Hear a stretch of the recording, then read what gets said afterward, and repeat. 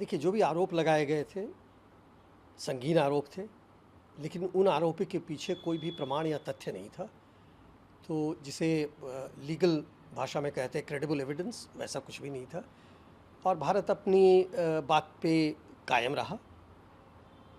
जैसे ही ये आरोप लगाया गया तो उस समय भी भारत ने यही कहा था कि यह राजनीतिक दृष्टिकोण से ये मोटिवेटेड है, और बाद में ये भी कहा था कि ये बिल्कुल बकवास है, एब्सर्ड है। तो भारत उस समय से लेकर आज तक उसी बयान पे कायम रहा है। आज मैं एक सेवानिवृत्त डिप्लोमेट हूँ, इसलिए मैं ये नहीं जानता हूँ कि आज दोनों सरकारों के बीच क्या बातचीत हो रही है, लेकिन जो भी मैंने पढ़ा है, जो भी मैं पब्लिक रिकॉर्ड में देखता हूँ, उससे तो यही लग रहा है कि भारत अपनी बात पर कायम है। और जो भी इल्ज़ाम लगाए गए थे उस समय, वो निराधार है, उसमें किसी भी तरह का तथ्य या प्रमाण नहीं है। सर, एक स्टेटमेंट आपका भी आया था, लेकिन उसको लेकर भी कहा गया कि ये एक व्यक्तिगत स्टेटमेंट हो सकता है और राजनीतिक लाभ के लिए स्टेटमेंट हो सकता है। आप कैसे इस पूरे मामले को देखते हैं जब आप पे ये आरोप लगता है? ऐसा आरोप मुझको तो कोई याद नहीं है कि मुझ पर कोई ऐसा आरोप लगा है कि मैं व्यक्तिगत कारणों से कुछ कह रहा हूँ या मेरी कोई राजनीतिक मंशा है। मैं तो एक सेवानिवृत्त अधिकारी हूँ, राजनीति से कोई लेना देना नहीं है। मेरा एकमात्र जो प्रायोरिटी है, प्राथमिकता, मेरी एकमात्र प्राथमिकता मेरा देश है। एकमात्र प्राथमिकता मेरे देश की छवि और देश की संप्रभुता है। सर, क्या लगता है कि क्या भारत को अब तक कनाडा की ओर से कोई ऐसा ठोस सबूत मिला है जो इन आरोपों को साबित कर सके? जहाँ तक मुझको पता है, ऐसा कुछ भी नहीं है। और अगर हाल फिलहाल में हम देखें जो बातें इसके संदर्भ में आई हैं, जो अमेरिका में एक संगठित अपराध, उस जो कहते हैं ऑर्गेनाइज क्राइम ग्रुप जो वो कहते हैं, उसमें कुछ इन्वेस्टिगेशन हुआ, पिछले 3 वर्षों में हुआ। और कनाडा की जो इन्वेस्टिगेशन एजेंसी है वो भी उसकी पार्ट थी। तो इन लोगों ने इन्वेस्टिगेट करके निष्कर्ष जो निकाला है, और ये अमेरिका का निष्कर्ष है, उन्होंने ये निष्कर्ष निकाला है कि जिस आतंकवादी की हत्या की आप बात कर रहे हैं, वो जो हत्या कनाडा में हुई थी, उस हत्या में गैंग वॉर था, 2 गुटों के बीच की लड़ाई थी, और इसमें भारतीय सरकार, भारत राष्ट्र, भारत के अधिकारी और भारत के राजनयिकों का कोई भी हाथ नहीं है। तो ये अमेरिका ने कहा और ये रिकॉर्ड पर है।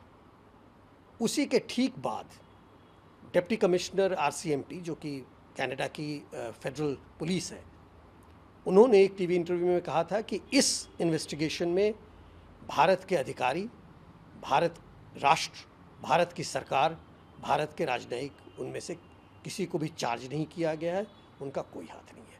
तो मैं जब इन दोनों वक्तव्यों को मिलाकर देखता हूँ, तो इससे तो ये बिल्कुल साफ है कि इस पूरे मामले से भारत राष्ट्र, भारत सरकार, भारत के अधिकारी और भारत के राजनयिकों का कोई लेना देना नहीं था। यह एक 2 गैंग के बीच की जो राइवलरी थी, जो उनके बीच का मनमुटाव था, उसका परिणाम है, और उस परिणाम को गलत ढंग से सामने लाकर भारत को बदनाम करने की कोशिश की जा रही थी। सर, क्या लगता है कि कनाडा के आरोपों से भारत की अंतर्राष्ट्रीय छवि पर भी असर पड़ेगा? देखिए, ऐसा शुरू में, अब कोई भी एक डेमोक्रेसी के जो नेता होते हैं, उस समय के कनाडा के प्रधानमंत्री, उस समय के नेता थे कनाडा के, उन्होंने अगर कुछ आरोप लगाया है तो ज़्यादातर लोग ये सोचेंगे कि कुछ न कुछ तो तथ्य होगा। लेकिन जैसे धीरे धीरे ये मामला आगे बढ़ता चला गया, लोगों ने तरह तरह से उसको जांचा परखा, तो सबों ने पूरे विश्व में 5 आइज़ को मिलाकर सबों ने यही निष्कर्ष निकाला कि वो बेतुका बयान था, और उस बयान के आधार पे भारत पर दोष लगाना बिल्कुल ही बकवास है। सर, क्या आपको लगता है कि क्या ये केवल सिर्फ हत्या की जांच तक सीमित है, या खालिस्तानी गतिविधियों को लेकर भी भारत की बड़ी चिंता निकलकर सामने आ रही है और इससे जुड़ी भी है? देखिए, अगर आप इतिहास में जाएं तो एयर इंडिया की जो कनिष्क की फ़्लाइट थी 182, उसको जो आतंकवादी गतिविधि वहाँ हुई और उसको बॉम्ब किया गया, उस समय से ही भारत ने हमेशा कनाडा को ये कहा है लगातार कि आपके यहाँ खालिस्तानियों की भारत विरोधी एक्टिविटीज़ होती है। केवल भारत विरोधी नहीं, वो एक्टिविटीज़ ऐसी है जिसमें कि वायलेंस है, वो एक्टिविटी ऐसी है जिसमें हेट है, वो एक्टिविटी ऐसी है जो क्रिमिनल है, वो एक्टिविटी ऐसी है जो ट्रांसनेशनल क्राइम को बल देती है। भारत ने बहुत सारे एक्स्ट्राडिशन रिक्वेस्ट भी कनाडा के सामने प्रस्तुत किए, अभी तक एक भी उसमें कामयाब नहीं हो पाया है। लेकिन ऐसा नहीं है कि कोई इस हत्या के कारण खालिस्तान के बारे में भारत ने बात शुरू की।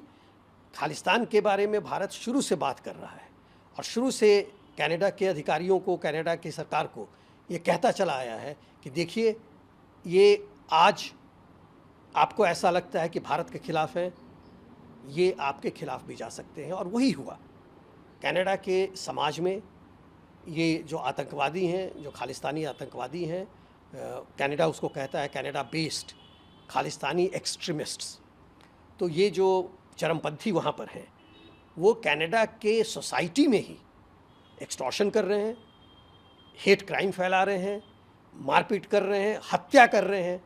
तो आखिरकार कनाडा तो भारत से इतने 1000 किलोमीटर दूर है, असर तो वहाँ की सोसाइटी पे भी हो रहा है। और भारत की संप्रभुता पर जब भी कोई किसी भी ढंग की परेशानी आएगी, भारत अपने आप को बचाना जानता है। सर, आपने कहा असर पड़ रहा है, भारतीय समुदाय के लोगों को इस पूरे विवाद पर असर दिखेगा, पड़ेगा? बिल्कुल पड़ेगा। देखिए, भारतीय समुदाय के जो लोग वहाँ पर हैं उसमें ज़्यादातर कैनेडियन सिटीजन्स हैं, भारतीय नागरिक भी कुछ हैं उसमें से। तो उन लोगों के घर पे जाकर उनको धमकी देकर उनसे पैसे की उगाही की जाती थी। तो अगर वो उगाही किसी ढंग से कम होती है तो बिल्कुल उन पर असर पड़ेगा, उनकी ज़िंदगी पे असर पड़ेगा, उनके परिवार पे असर पड़ेगा, क्योंकि ये जो भय था ये पूरे परिवार पर फैलाया जाता था। जहाँ तक ह्यूमन ट्रैफिकिंग की बात है, उसमें भी ज़्यादातर भारतीय मूल के लोग थे जिनको खालिस्तानी ट्रैफिक करते थे कनाडा और अमेरिका के बीच। उसमें कमी आएगी, उसका एक असर पड़ेगा। ड्रग पेडलिंग जो ये करते थे खालिस्तानी, अभी भी करते हैं, और उसमें एक पकड़ाया भी है वैंकूवर में ढांडा करके, इसी इंडाइटमेंट, इसी चार्जशीट में है। तो ड्रग का जैसे ही कम होगा, इस तरह का स्मगलिंग, इस तरह का पेडलिंग, तो भारतीय समुदाय से जिन नौजवानों को उन्होंने अपने में शामिल किया था इस गंदी एक्टिविटी में, गतिविधि में, उन पर तो फ़ायदा पड़ेगा। वो फिर वापस समाज की तरफ जाएंगे। तो आप कोई भी एक्टिविटी देख लीजिए, हर एक का असर भारतीय मूल के लोग जो वहाँ रहते हैं उन पर पड़ेगा ही पड़ेगा। कनाडा पर तो पड़ेगा ही, क्योंकि केवल भारतीय मूल के लोगों को ही वो थ्रेटन नहीं करते थे, और लोगों को भी करते थे। वायलेंस केवल भारतीय मूल के लोगों के खिलाफ ही नहीं करते थे, और भी लोगों के करते थे। तो एक तरह से ये पूरे कनाडा के लिए एक अच्छी बात है। वहाँ के समाज में शांति आएगी, वहाँ के समाज में क्राइम की कमी होगी। हम तो ये चाहते हैं कि क्राइम फ्री कनाडा हो, और कनाडा हमारा बहुत ही अच्छा दोस्त है। कनाडा के लोग, वहाँ के नागरिक भारतीयों के बहुत अच्छे मित्र हैं। तो इस मित्रता को सतत रूप से आगे बढ़ाने के लिए इस तरह की कार्रवाई आवश्यक है। सर, अगर कनाडा के पास कोई ठोस सबूत नहीं है, सार्वजनिक नहीं किए गए हैं, तो ऐसे में अगर जो आरोप लगे हैं उन आरोपों को इतना बड़ा कूटनीतिक संकट क्यों खड़ा किया गया? देखिए, मैं उस समय के प्रधानमंत्री के मस्तिष्क के अंदर जाकर तो नहीं देख सकता हूँ क्यों ऐसा किया गया, लेकिन हमारा ये मानना है, और उस समय आधिकारिक तौर से भी हमने यही कहा था, भारत सरकार भी यही कह रही थी कि ये उनका राजनीतिक दृष्टिकोण से मोटिवेटेड स्टेप था। अब क्या और क्यों ये कहना मुश्किल है। और दूसरी ये बात थी कि भारत पर इस तरह का आरोप लगाना बकवास है। भारत की जो विदेश नीति रही है, भारत की जो नीति रही है, वो कभी भी दूसरे राष्ट्रों में के आंतरिक मामलों में हस्तक्षेप करने की नहीं रही है। और भारत इस पर उस दिन भी कायम था, आज भी कायम है, आगे भी कायम रहेगा। यह मैं एक भारत के जिम्मेदार नागरिक के रूप में बोल रहा हूँ। आज मैं भारत का एक अधिकारी नहीं हूँ, लेकिन भारत के एक जिम्मेदार नागरिक के रूप में भी मैं ये कह रहा हूँ कि भारत की जो संस्कृति है वो हजारों साल पुरानी, और संस्कृति यही सिखाती है हमें, सनातन यही सिखाता है कि दूसरों को दुख दर्द नहीं देना है। और इसे भारत ने अपनी विदेश नीति में लाया है, और विदेश नीति में बहुत स्पष्ट रूप में इसको हमेशा कहता आया है कि भारत को दूसरे राज्यों, दूसरे राष्ट्रों, दूसरे देशों के आंतरिक मामलों में हस्तक्षेप करने की कोई मंशा नहीं है। सर, क्या आपको लगता है कि दोनों देशों के बीच भरोसे की कमी इस विवाद को और जटिल बना रही है? भरोसे की कमी थी, लेकिन हाल फिलहाल में अगर आप देखें, हमारे माननीय प्रधानमंत्री ने कनाडा का विज़िट किया पिछले साल, उसके बाद से रिश्तों में सुधार आता जा रहा है। और रिश्तों में सुधार जो आता है वो तभी आता है जबकि एक भरोसा, जिसको आप कह रहे हैं ट्रस्ट, में सुधार आता है। तो आज की तिथि में मैं ये कहूँगा कि जो ट्रस्ट था जब मैं और मेरे सहयोगी वहाँ से वापस आए थे भारत, उसकी अपेक्षा आज बेहतर है। और मैं तो यही कामना करूँगा कि ये ट्रस्ट और आगे बढ़े, ताकि दोनों देशों के बीच के संबंध को और बल मिले। दोनों देशों के बीच के संबंध से केवल अपनी ही भलाई नहीं हो, पूरे विश्व की भलाई हो। सर, भारत और कनाडा के रिश्ते को सामान्य करने के लिए क्या कदम उठाना चाहिए? देखिए, दो चीज़ें हैं। एक तो सामान्यता की तरफ रिश्ते बढ़ रहे हैं और बढ़ने की आवश्यकता है। बातचीत बहुत ही महत्वपूर्ण है। कभी भी जब बातचीत में एक तनाव आ जाता है और जब दोनों बातचीत करना बंद कर देते हैं दोनों साइड, तो अच्छा से अच्छा रिश्ता ख़राब हो जाता है। उस समय तो इस रिश्ते में टेंशन थी, तनाव था, तो उस तनाव की स्थिति में तो दोनों को एक दूसरे से बात करने की आवश्यकता है। एक ये। दूसरा ये कि जिस तरह का ये मामला है, जिसके कारण ये पूरा विवाद पैदा हुआ, अगर उसको हम ध्यान से देखें तो दो चीज़ों को नियत करने की आवश्यकता है। एक, रिंग फेंसिंग जिसे मैं कहता हूँ, कि रिश्ते को इस तरह से आप चौहद्दी बना दें उसकी, कि बाहरी जो इस तरह की अनायास बातें होती हैं उसका इम्पैक्ट रिश्तों पे बगैर बातचीत के न पड़े। एक। दूसरा ये है जिसको हम कहते हैं एडवांस वार्निंग सिस्टम। तो जब भी इस तरह के मुद्दे उठने वाले होते हैं, कोई ऐसा दोनों देशों के बीच प्लेटफॉर्म होना चाहिए, कोई ऐसा दोनों देशों के बीच एक इंस्टीट्यूशनल मैकेनिज्म होना चाहिए जिससे यह कहा जा सके कि देखिए ये सुनने में आ रहा है, क्या हम इस पर आगे विचार कर सकते हैं। तो ये दो चीज़ें अगर हम डाल देते हैं तो बहुत हद तक हम अपने द्विपक्षीय मामलों को, द्विपक्षीय रिश्तों को और चीज़ों से अलग कर सकते हैं, ताकि ये निरंतर नए आयामों पर आगे बढ़ते रहें। सर, एक अंतिम सवाल लूँगा। कनाडा लगातार जांच की बात कर रहा है और भारत सबूतों की मांग कर रहा है। इस गतिरोध से बाहर निकलने का एक मुख्य रास्ता आप बताएं कि क्या रास्ता हो सकता है जिससे तमाम जो विवाद फैला हुआ है, जो भारत और कनाडा के बीच संबंध खराब हो रहे हैं, उसको लेकर? देखिए, आज की तिथि में भारत जो ये अंतर्राष्ट्रीय संगठित अपराध होते हैं, ट्रांसनेशनल क्राइम जो होते हैं, उसके सख्त खिलाफ है। विश्व की जितनी भी संस्थाएं हैं जिसमें कि ट्रांसनेशनल क्राइम पर बातचीत होती है, भारत सबों का सदस्य है। तो भारत ने तो आज तक टेररिज्म को, आज तक ट्रांसनेशनल क्राइम को और आगे आने वाले समय में भी हमेशा से कहा है कि ये गलत है, ये नहीं होना चाहिए, और जो देश इसको बढ़ावा देते हैं उन पर भी अंतर्राष्ट्रीय कम्युनिटी जो है वो सख्त एक्शन ले। अब जब भारत खुद इस चीज़ को आगे बढ़ाता है तो यह तो बिल्कुल निश्चित है कि भारत इस चीज़ में लिप्त हो ही नहीं सकता है। एक। दूसरी बात यहाँ पर यह आती है कि अगर कोई भी प्रमाण ऐसा हो जो कि लीगली जिसको फॉलो अप किया जा सके और यह ऐसा परिणाम हो जिसमें भारत सहयोग कर सके, भारत सहयोग से कभी इनकार नहीं करता है, लेकिन अगर केवल एक मनगढ़ंत कहानी को जांच करने की बात की जाए तब तो उसमें बहुत मुश्किल आती है। हमारे रिसोर्सेज उसमें बेकार होते हैं। हमारा देश जो है वो सिस्टम ऑफ लॉ पे आधारित है, तो लॉ भी उसको अलाउ नहीं करता है। किसी भी देश में, कोई भी जो अच्छा लीगल देश है वहाँ अलाउ नहीं करेगा। लेकिन आप जो इन्वेस्टिगेशन की बात कर रहे हैं, मुझको एक वक्तव्य याद आ रहा है अमेरिका से, यही ऑपरेशन हार्ट बॉल में जो हुआ है, उसमें एक जगह क्लैरिफिकेशन देते हुए कहा गया कि इसमें भारत की भी एजेंसीज इन्वॉल्व थी। तो हम तो ऑलरेडी उस इन्वेस्टिगेशन में सहयोग दे रहे हैं, सहयोग नहीं देने का कोई सवाल ही नहीं है। तो अमेरिका भी उसमें था, कनाडा भी था, भारत ने भी सहयोग किया, यूरोप के बहुत सारे देशों ने सहयोग किया। तो यह एक अंतर्राष्ट्रीय जांच थी और उस जांच में भारत ने सहयोग किया है। तो अगर आज ये कनाडा कहता है कि भारत सहयोग नहीं कर रहा है तो ये निराधार है, ये गलत है।